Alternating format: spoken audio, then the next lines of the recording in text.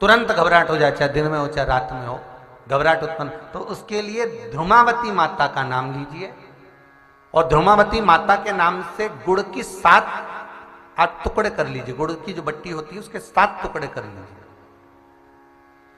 और ध्रुमावती माता के नाम से जहां पर गौरी और शंकर दोनों विराजमान हो, गौरी और शंकर का मंदिर यदि आप दर्शन करेंगे तो शंकर भगवान का जहां शिवलिंग हो और शिवलिंग के साथ में पार्वती जी शंकर के साथ नीचे ही बैठी हो, सामने दीवार पर या ऊंचाई पर ना।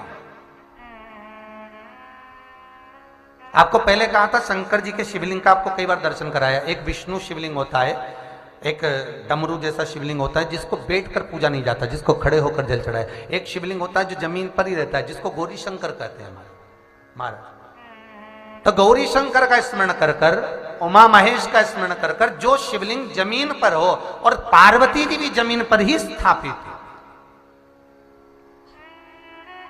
गौरी शंकर का स्मरण कर कर शुक्रवार के दिन शंकर भगवान पर प्रदोष काल में समय के शाम के समय पर सूर्य अस्त के कुछ ही क्षण में वो गुड़ की डिलियां आप शंकर भगवान को चढ़ा दीजिए और गौरी माता का स्मरण कर कर उसको उठाकर ले आइए।